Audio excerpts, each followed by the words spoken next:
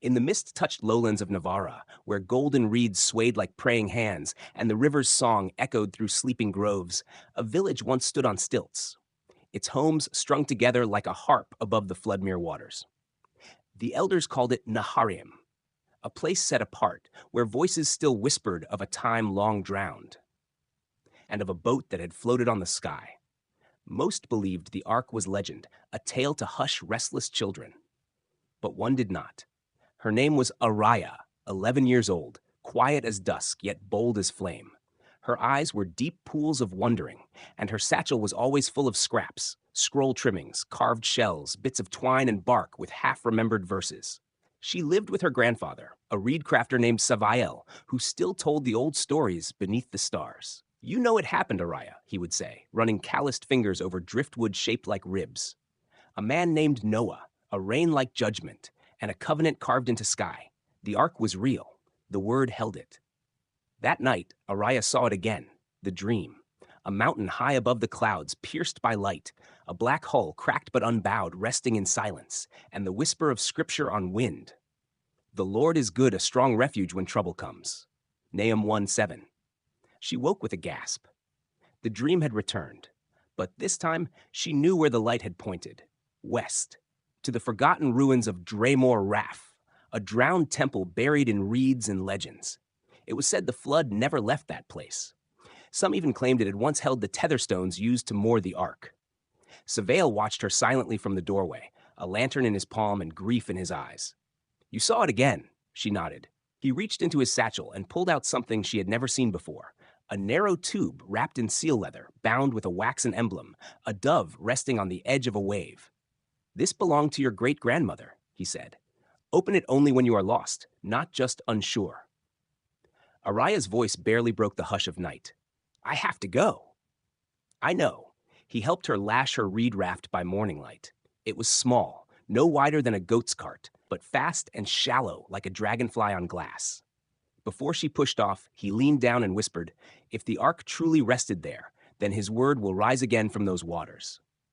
She took a deep breath and sailed west, heart thundering. 3 days passed. Rain came on the second, light and steady, not threatening, but watching. On the third, her raft tangled in riverweed, and she was forced to stop along a mossy islet, no larger than a tent. It was there she met him, a boy, about her age. Pale hair, skin marked like fish scales, and eyes too clear to be fully human. He stood barefoot on the mudbank, holding a staff made from river bone. "You don't belong here," he said, not unkindly. "I'm looking for Dremor Raph," Araya replied. His gaze flickered. "Your day's too late. The flood spirit stirs again." She frowned. "Flood spirit?" He tapped the staff. "The guardian of the drowned word. It sleeps in what remains of the ark's anchor. But the rains have woken it, and it does not remember the covenant." "You've seen it?" she asked, stepping off her raft. He nodded. "I hear its dreams in the water. My name is Kael. My people were born of the flood's mercy." Araya tilted her head. "You're a child of the ark?" "No," he said, "but my grandmother floated to life in its wake." He turned toward the horizon. Low mist hugged the westward swamps, but a shape broke its stillness, dark, crooked, and massive. "There," he said. Dremor Raph. They traveled together. The swamp deepened, trees became pillars, lilies the size of shields floated beside them, and the air grew thick with echo, voices from old rains rising with the mist. At last they reached it. Half sunken in a basin of roots and riverlights stood the remnants of a colossal stone dock. At its center, a bowl-shaped depression, black as oil and still as prayer, marked the tether ring of the ark. Araya stepped close. Water lapped gently against broken stones until Kael gasped and dropped to his knees. "It wakes." From the depths of the basin, something rose. Not a creature, not fully, more like a shape woven from wave and shadow, a spiral of water and memory, a guardian formed of flood. It spoke not in voice, but in sound, thunder and mourning. "Who dares awaken the rain-sealed gate?" Araya stood firm. "I seek the ark's resting place." "You are not of covenant blood. You are small, mortal, dust."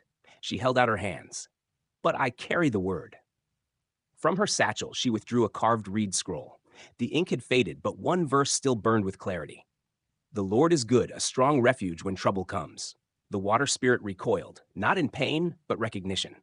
"The word remains." Kael stood, shaking. "It remembers." The spirit's form shifted, and with it, the basin itself began to change. Water lifted into glowing shapes, an image of a mountain, a boat cradled by clouds, and 8 figures stepping onto dry land. Noah, his family, the first rainbow. Long have I waited, the spirit whispered, for one to bring back the voice of the storm's peace. Araya stepped forward. Then let me pass. Let me see the ark. The spirit hesitated. Then its watery form split into 2 streams, revealing a hidden stair descending into the depths beneath the dock. Go, it said, but beware. The ark remembers truth and weighs hearts. With Kael beside her, Araya entered the dark. What they found below could not be called ruin. It was preserved, untouched by time. Massive wooden beams stretched above like ribs. Carvings in ancient tongue lined the walls. And at the far end, in a chamber lit only by glow moss and reverent stillness, lay the hull. The ark. Not whole, but real. Kael fell silent. Araya's knees gave way. It was like stepping into a memory that belonged to all creation. Upon the hull's surface, words had been carved. Not in one language, but many. But the center bore the original. But I will confirm my covenant with you, so enter the boat, you and your wife and your sons and their wives. Genesis 6:18. Araya wept. The word had floated. The word had held. Behind her, Kael whispered, it was never just a boat. It was a promise. A voice rose from the scroll tube Savail had given her. Unbidden, the wax seal cracked. The parchment rolled out midair, and a final message gleamed in golden ink. When you pass through the waters, I will be with you. Isaiah 43:2. The ark glowed faintly. Araya stood, and for the first time in 1,000 years, the flood wept not in sorrow, but joy.